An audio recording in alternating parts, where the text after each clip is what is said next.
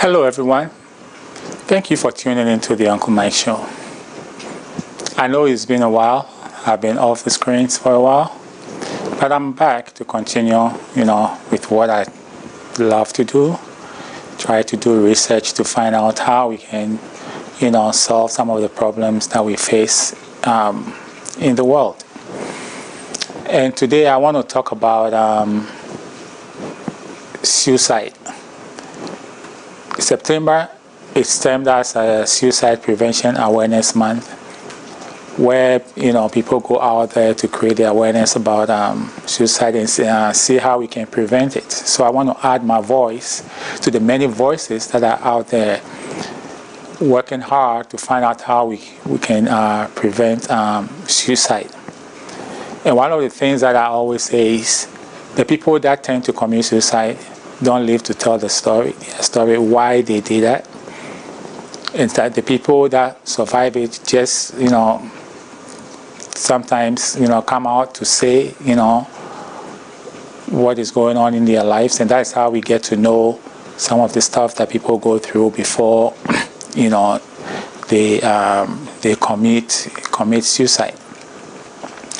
And with my experience, some of the challenges that I went through, I kind of figure some things out based on experiences, the pain you go through before people take their lives. As I'm standing here, I went through pains, what we normally call depression, and like they always say, when people take their lives or commit suicide, they want to end the pain. It's a painful world to be. They want to end the pain they are going through, and it's so true. So that is the reason why I'm adding my voice, based on the experience that I had, to see how we can all, prevent this suicide.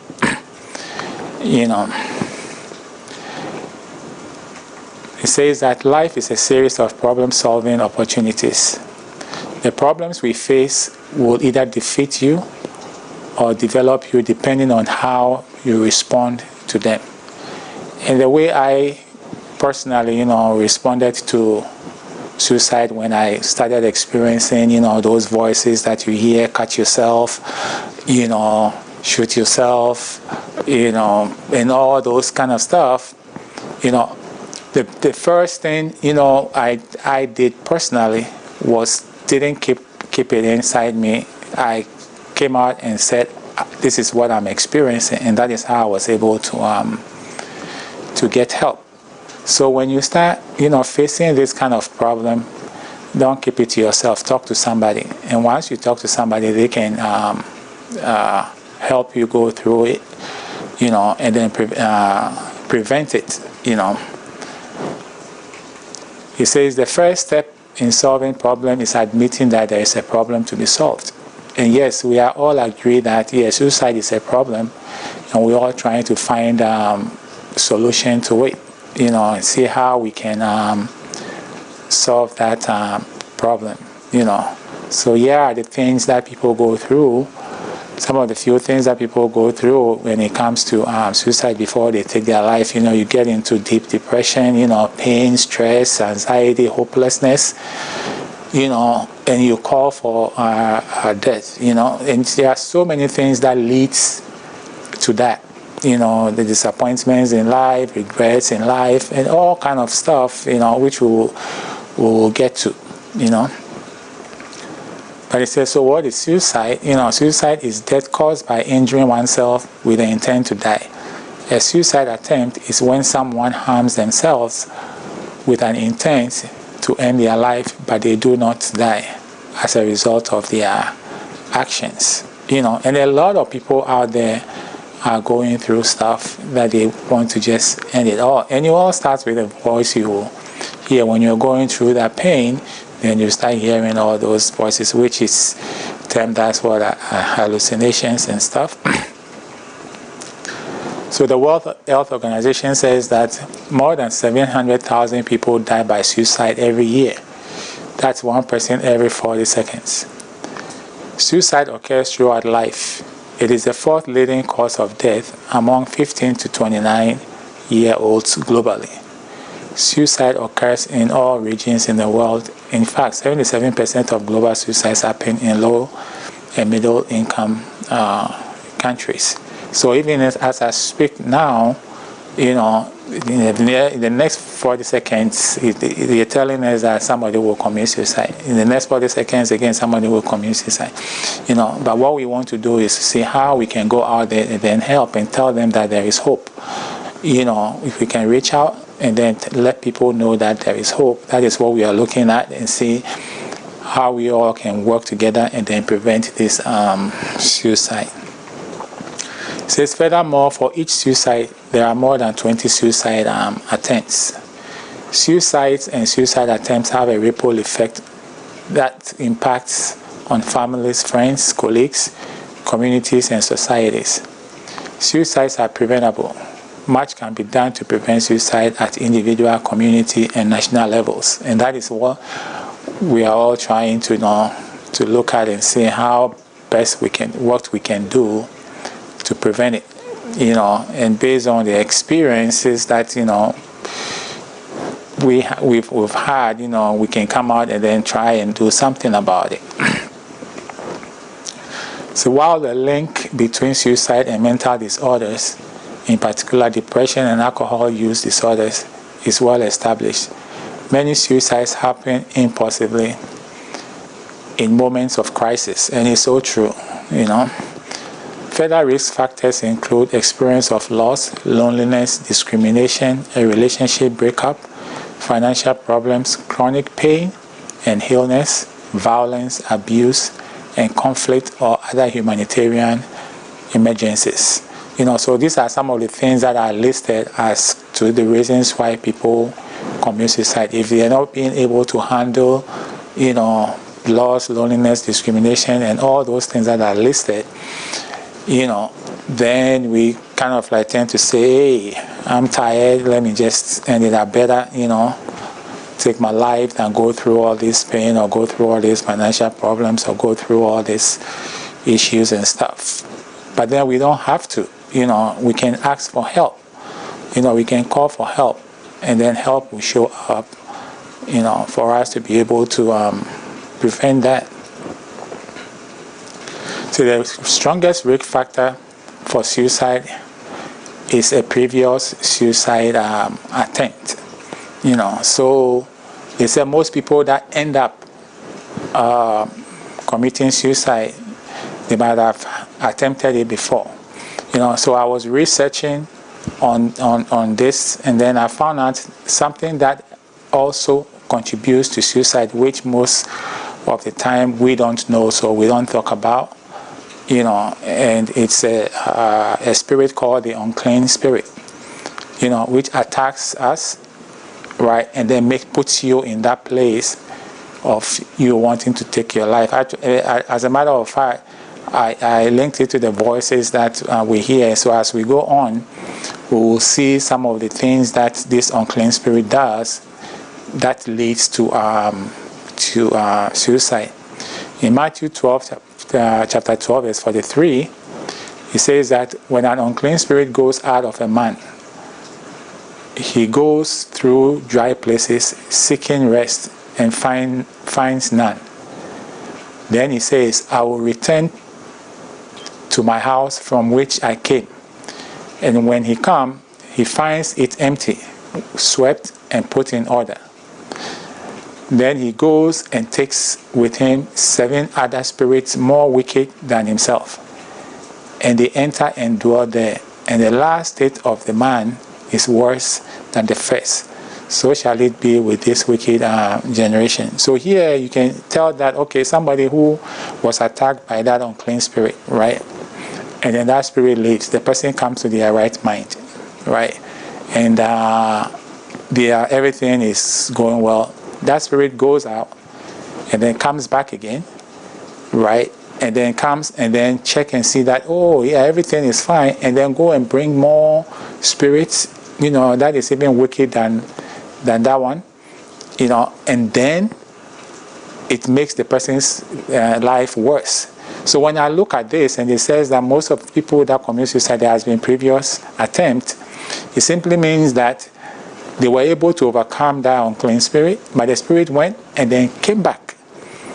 And then now it's because of the other spirits that came with it. Now you can fight all those 7 other wicked spirits. So now before you were dealing with 1, now you are dealing with 8.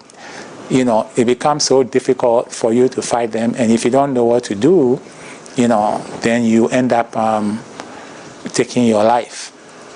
And that is what we want to look at. So I want to kind of like look at this spirit and how it operates and how it leads one, to commit suicide.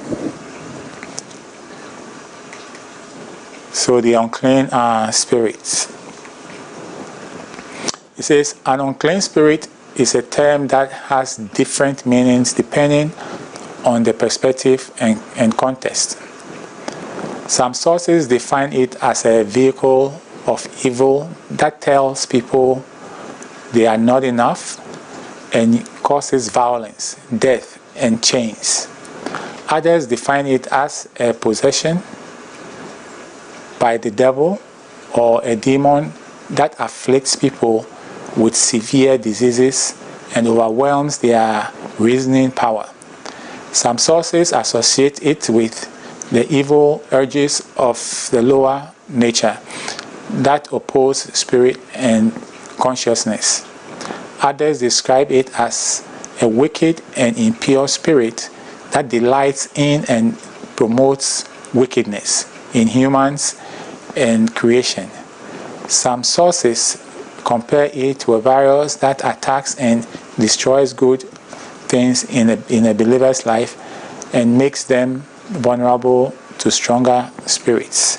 So when you look at this, you can see that some of the things that when people are going through depression, or violence, all those things, you can see that it's stated in there, and I believe strongly that all this came up by things that people experience, and they said this spirit is behind it. And myself, based on some of the things that I experienced and researched, I realized that yes, it's so true, that this spirit is behind most of the things that are going on in the world. Nobody in his right mind will take a gun and then go to a school and start killing other children and then end up killing themselves as well. There is something behind it. All the violence that we are experiencing in the world, a little kid, why would a child, take a gun or a knife and go and stab somebody or commit all these things? So there is something behind it. And when I did a lot of, readings and stuff, I realized that yes, indeed, this unclean spirit kind of contributes to some of these things that are going on, So there is a story of a man who was possessed with this unclean spirit, and I want us to look at that in Mark chapter 5. It says that then they came to the other side of the sea, to the country of the Gadarenes. And when he had come out of the boat, immediately there met him out of the tombs a man with an unclean spirit. So here is somebody who has the unclean spirit. Let's see what transpired. He said, who had his dwelling among the tombs, and no one would bind him, not even with chains, because he had often been bound with shackles and chains, and the chains had been pulled apart by him, and the shackles broken in pieces. Neither could anyone tame him. And always, night and day, he was in the mountains and in the tombs, crying out and cutting himself with stones. So here is somebody who has that unclean spirit, and the last part, about him being put in chains, shackles, and all those kind of stuff, and he breaks them apart, like very violent spirit, right? And then the part that caught my attention that I kind of look into, it said, and always night and day, he was in the mountains and in the tombs, crying out and himself and cutting himself with stones. And most people, when you're about to experience this suicide, you will start hearing the voice, cut yourself, and all that. You cry a lot when you're going through depression, and stuff. So I kind of realized that apart from the life challenges that we go through that brings depression into our lives, there is a spirit also that causes that, and that is that unclean spirit. So what I did was to compare what I read here in the Bible in Mark 5 with somebody who has that unclean spirit, and what they say about what you experience when you are having depression. So it says depression is a mood disorder that causes persistent feeling of sadness and loss of interest, also called major depressive disorder or clinical depression. It affects how you feel, think, and behave, and can lead to a variety of emotional and physical problems. You may have trouble doing normal day-to-day activities, and sometimes you may feel as if life isn't worth living. And it's so true. If you have been through depression, you will know that, these things they are saying is it's so true. And the symptoms are, although depression may occur only once during your life, people typically have multiple episodes.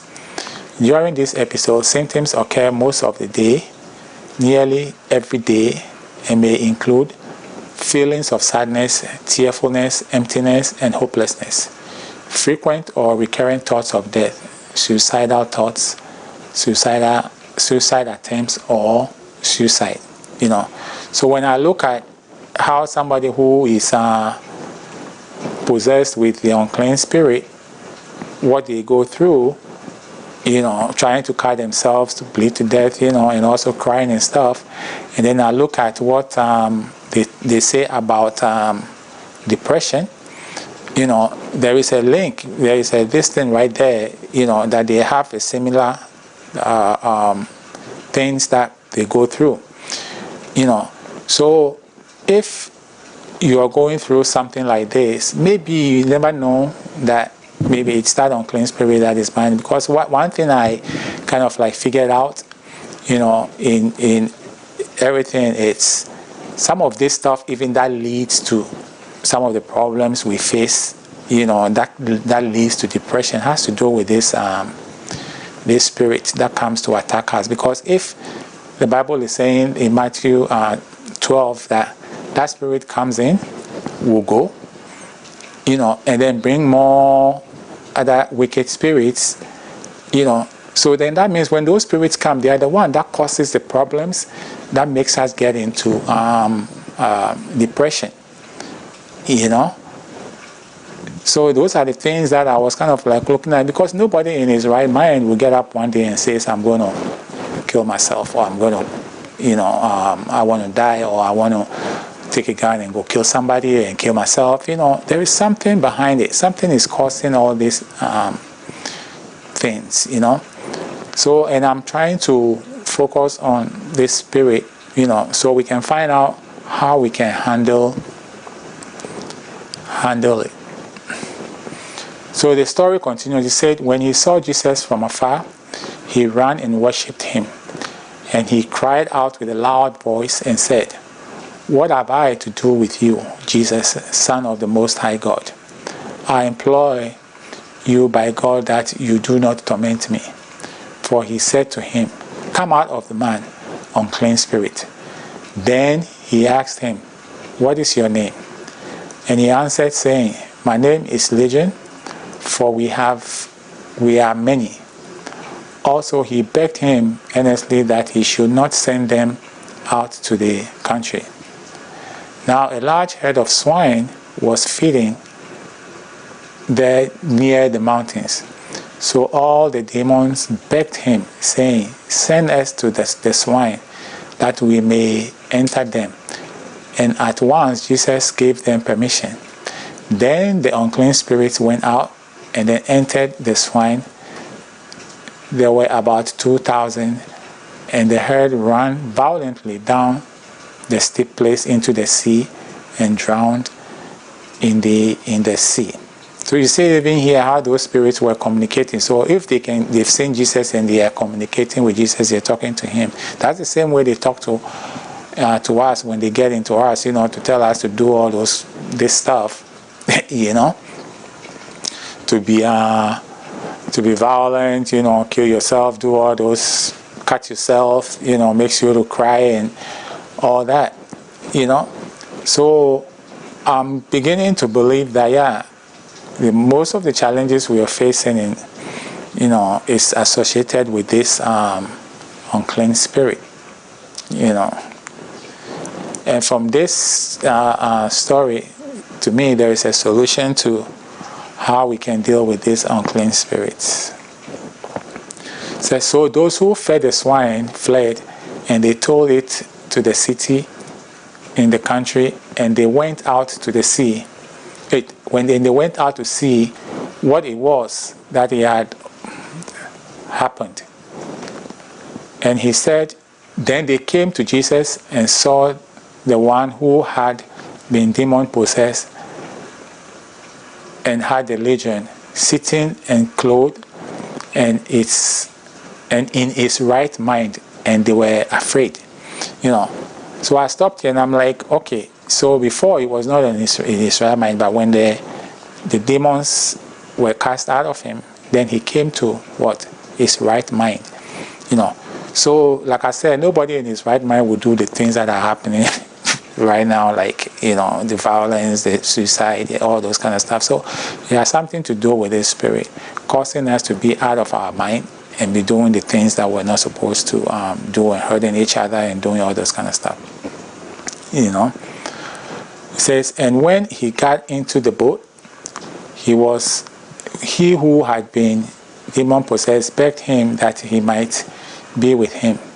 However, Jesus did not permit him, but said to him, go home to your friends and tell them what great things the Lord has done for you, and how he has had compassion on you.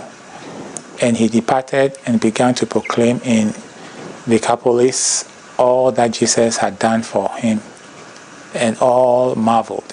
So here is somebody who was, had that unclean spirit, possessed with that unclean spirit, but he was healed. So it simply tells me that if we go to Jesus, he's going to heal us of this unclean spirit, so we can have our minds back. We can have our right mind back. We don't have to, harm ourselves. We don't have to kill ourselves. There is somebody out there who has that power, to overcome that spirit, and that is Jesus Christ. And he's giving those powers to his disciples, his pastors, his apostles, his prophets, so that they can kind of like help in preventing suicide. That is why I will encourage us, to go to his presence. Here is what it says. Our hope is Jesus. When it comes to this stuff. It says, and when he had called the 12 disciples to him, he gave them power over unclean spirits, to cast them out and to heal all kinds of sicknesses and all kinds of diseases. So Jesus gave his disciples power over the unclean spirits, and we will see how they use that power to cast out unclean spirits. That is the reason why he's the same yesterday, today, and forever. He's still giving power to the pastors. He's still giving powers to the apostles, the teachers, the evangelists and stuff, to be able to overcome these unclean spirits, to cast these unclean spirits out. So instead of you giving your life to death, give your life to Jesus. If you are going through depression, if you're going through suicidal thoughts and stuff, just give your life to Jesus instead of giving your life to death, and see what will happen. Those things, they come and then they fight us. But anytime you start going through those things, just go to the presence of the Lord, and you will find strength. There is another story. It says, there was a man in their synagogue with an unclean spirit, and he cried out, saying, let us alone. What are we to do with you, Jesus of Nazareth? Did you come to destroy us? I know who you are. You are the Holy One of God. But Jesus rebuked him, saying, "Be quiet and come out of him." And when the unclean spirit had convulsed him and cried out with a loud voice, he came out of him. Then they were all amazed, so that they questioned among themselves, saying, "What is this? What new doctrine is this? For with authority he commands even the unclean spirits, and they obey him." And immediately his fame spread throughout all the region around Galilee. So you see another story of a man also who was healed of this unclean spirit. As I'm standing here, I was attacked by that spirit, and yes, I went to church, and one day the pastor made an altar call about somebody who is going through some hopeless situation. I went forward, and the same way I cried out, and then what? I was healed of that spirit that was attacking me. So I want to encourage you that don't let that spirit put you down. That life that you have that the spirit wants to take away from you, give it all to Jesus, and he will take care of you. He will take care of you. He will take care of that spirit, and you will go to his presence. When they make an altar call, this is not your fault, that you go through something like that comes to attack you. So we shouldn't be shy about it. We need help. And whenever we go for help, God will help us. Jesus Christ will help us to be able to overcome this spirit. I'm telling you, this spirit is very wicked, and he can torment you. The experiences that I had, with this attack, I'll wake up in the middle of the night, and it's a painful situation, but I encourage you that there is somebody who can help, and that is Jesus Christ. So let's go to his presence. He's giving that power to his pastors and his apostles and stuff to be able to use it to cast these spirits out. It says, and the unclean spirits, whenever they saw him, fell down before him and cried out, saying, "You are the Son of God." So, they know that Jesus is the Son of God. They know he has the power over them. That's the reason why they communicate with him. And the Bible says that the Son of God was manifested to destroy the works of the devil. And this unclean spirit is one of the works that Jesus came to destroy. That is why he gave that power to his disciples, so they will go over and then cast those spirits out. Because that spirit is destroying us, our children, As we go, you will see another story. It says, Mark chapter 7:25. It says, for a woman whose young daughter had an unclean spirit heard about him, and she came and fell at his feet. That is a young daughter. So it's not like she went to do, the spirit has attacked her. Right? And then what? The woman went to Jesus, fell at his feet, and then begged him, to be able to heal the daughter of the unclean spirit. It says, and the woman was a Greek, a Syrophoenician by birth, and she kept asking him to cast the demon out of her daughter. But Jesus said to her, let the children be filled first, for it is not good to take the children's bread and throw it to the little dogs. And she answered and said to him, yes, Lord, yet even the little dogs under the table eat from the children's crumbs. Then he said to her, for this saying of go your way, the demon has gone out of your daughter. And when she had come to her house, she found out the demon has gone out, and her daughter is lying on the bed. So here's another story of somebody's daughter being healed of that unclean spirit. It's a demon that comes to attack us, So that is the reason why we need Jesus in our lives. That whenever that demon comes, we know when we go to him, he's going to heal us of it. And those demons, they always go and then they come. They always go and then they come. They don't leave us alone. They will go and then they will come and then they will attack. So who knows, your child is going through some stuff. You've been to the doctor. They've checked everything. They will be like, oh, we don't know what is going on and stuff. Maybe it's this spirit that is attacking, But let's take our children to church. Let's let them give their lives to Christ. Let Jesus come in and then heal them. It's very important that we realize that there is somebody who has the power over this unclean spirit, that he can cast those spirits out.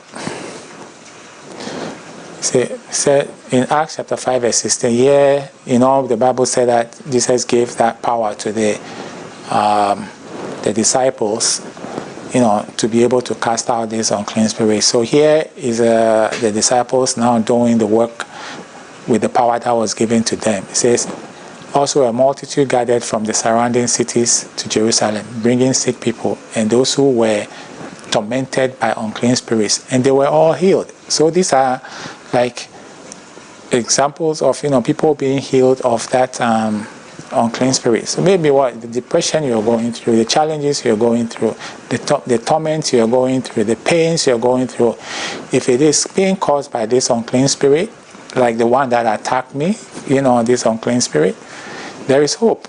It can be healed. And that is the power that Jesus Christ has given to his disciples, the power that Jesus Christ has given to the pastors, the teachers, and evangelists, the prophets and stuff. So let's go. When altar calls are made concerning any situation in our lives, we should be able to go forward. Let hands be laid on us. Let the spirits be cast out of us. So we can come and have our right minds. Because things are going on that we're trying to look answers for. And like I said earlier, it's related to this unclean spirits. Here's another story. It says, therefore those who were scattered went everywhere preaching the word. Then Philip went down to the city of Samaria and preached Christ to them.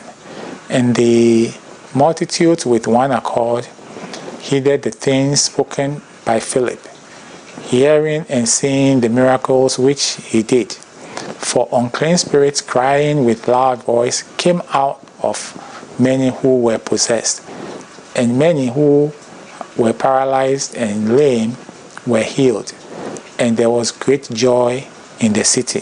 So here is another thing about the unclean spirits being cast out of people.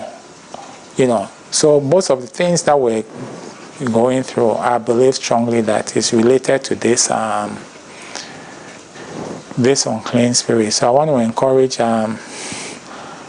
us to go to the presence of God. Go to Jesus. Let's give our lives to Jesus. So when this spirit comes to attack, he's there to be able to help us, to overcome it. So here is the good news of salvation. See, the Spirit of the Lord God is upon me, because the Lord has anointed me to preach good tidings to the poor. He has sent me to heal the brokenhearted, to proclaim liberty to the captives, and the opening of the prison to those who are bound, to proclaim the acceptable year of the Lord and the day of vengeance of our God, to comfort those who mourn, to console those who mourn in Zion, to give them beauty for ashes, and the oil of joy for mourning, the garment of praise for the spirit of heaviness, that we may be called trees of righteousness, the planting of the Lord, that he may be glorified. So when you look at the things that Jesus Christ said God has anointed him to do, the Spirit of God is upon him to do, those are the things that were listed earlier, that causes depression. It says good tidings to the poor. So financial problems, it said it causes depression. The brokenhearted, through relationships, all that kind of, they said it causes depression. People that are bound, people that are in captivity, people that are in prison, all this stuff that happens, in our lives, that they said it causes, that is what brings about depression. It's listed over here that Jesus Christ came to deal with those things. So I want to encourage us. He has the answers for us. He's the one who God sent to destroy the works of the devil, but we have to surrender our lives to him. We have to give our lives to him. Those things will come, but when you have him, he fights for you. When you have him, he fights for you. So I want to encourage us. Part of it says to give us the oil of joy for mourning and the garment of praise for the spirit of heaviness. There are so many spirits out there that are attacking us, but we need the person who has that power, to overcome those spirits. And he said he has given it to the ministers, and stuff. So when we go into his presence, and we're hearing his word, that is what delivers us from all this stuff. Like with me, when I was going through all these challenges and stuff, I went and saw the therapist, they gave me medication, they did all that. But I realized that no, there is something else going on. That is the reason what led me to be looking at what is going on, and then I ended up seeing the spirit aspect of it. When I saw spiritual help a lot, I now saw that there is a spirit behind it,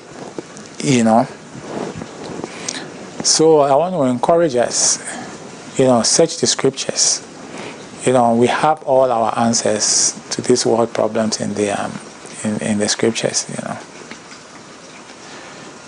It said, while the link between suicide and mental disorders, in particular depression or alcohol use disorders, is well established, many suicides happen in person living in a moment of crisis. Like I said, if you look at what were listed here, and then you look at what is listed here, you realize that this is why Jesus came, to deal with these issues for us. So that's why we need him in our lives. For him to give us his word, his power, to be able to overcome all these things the challenges that we face in the world, especially in regards to suicide, that I believe strongly is being caused by this spirit called the unclean spirit. Hebrews chapter 4 verse 14 says, seeing then that we have a great high priest who has passed through the heavens, Jesus the Son of God, let us hold fast our confession. For we do not have a high priest who can not sympathize with our weaknesses, but was in all points tempted as we are, yet without sin. Let us therefore come boldly to the throne of grace, that we may obtain mercy and find grace to help in time of need. So let's go to Christ. Let's call on his name. Let's call upon him. And I believe strongly he will come and then, save us. Like I said, my situation, I gave it to him. And then he was able to help me out. Other than that, I would have joined the people that, did not know what to do, and then, they took their lives. Having suicidal thoughts or going through those things is a very painful world to live. You don't want to live in there. But let's go to the person that will give us joy. In Psalm 16 verse 9 to 11, it says, therefore my heart is glad and my glory rejoices. My flesh also will rest in hope. For you will not leave my soul in Sheol, nor will you allow your Holy One to see corruption. You will show me the path of life. You will show me the path of life. In your presence is fullness of joy, and at your right hand are pleasures forevermore. He said he will show us the path of life. So that's why I'm saying that instead of we taking the other route, to take our lives, let's rather give it to Jesus and let him show us a path of life by casting out that unclean spirits and healing our broken hearts, taking us out of bondage, out of captivity. All the life challenges that we go through, he has the answers for them. All we need is him to give us that joy, because the Bible says that in his presence there is fullness of joy, and at his right hand there are pleasures forevermore. He says, who is he who condemns? It is Christ that died, and furthermore also risen, who is even at the right hand of God, who also makes intercessions for us. So when we call on him, he makes intercessions for us. So that's my encouragement for us today, that this suicide, we can stop it if we all will give our life to Christ. When the crisis comes, let's go to Christ.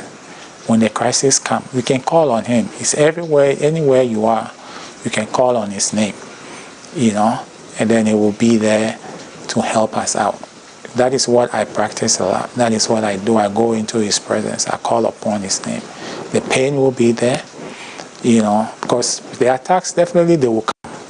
The devil will always come try to attack us. Like we read in Matthew chapter 12, it says it will leave. That unclean spirit will leave. He will come back again and come and check and say, okay, how is this person doing? And then we'll go and bring more people to come in. So he's in and out, but that is why we need Jesus. So if he comes, and then attacks, we also go to the person who can attack it, who has the power to destroy it, who has the power to cast it out. So that's my encouragement for us to stop the suicide in the presence of Jesus, because we realize that the people that they healed, they went to his presence. They recognized him as the Son of God, right? And then they had their breakthrough by being healed, the demons being cast out of them. So if we don't go to his presence, how are we going to get that healing? When we go to him, we go to him and we say, hey, we need help. So when the situations come, when your heart is broken, when your relationship is gone, when you feel lonely, when you're having all those suicidal thoughts, when the life is throwing you back and forth, I would say, don't leave the presence of God. Don't leave the presence of Jesus. Your miracle will come. He will meet you. Like the woman, the daughter had the unclean spirit. When Jesus showed up, she went to Jesus and said, hey, my daughter, is sick. This spirit is attacking her. And guess what? She had a miracle. So I want to encourage us to go to Jesus, go to his presence, right? Recognize him as who he is, and then he will give us that miracle. That is my voice. That is my contribution in this September Suicide Awareness, Prevention and Awareness Month. So let's give it a try. There's no harm. I went through those things. But then I kept going to his presence, and then he helped me out. I'm standing here being able to talk to you, So if you are going through the challenge right now, go to the presence of Jesus. Call on him, and he will answer you. Find a church to go to. And when an altar call is made, please go. Let them pray for you. Jesus said he's giving the power to the disciples, to be able to cast these spirits out. So let's call upon him. Find a church to go to. Worship Jesus. You see, some of the stories I read, when they saw him, they worshiped him. They worshiped him. And when they did, they had their breakthrough. They were healed of that unclean spirit. So when that means that thing of cutting themselves and crying, and stuff, will all be gone. We'll come back to our right mind. I want to encourage us. This is the time, that we need his presence. We need him more to be able to help us, in stopping the suicide. Thank you all for listening, and I hope, we find grace and help in the presence of Jesus. Thank you. Amen.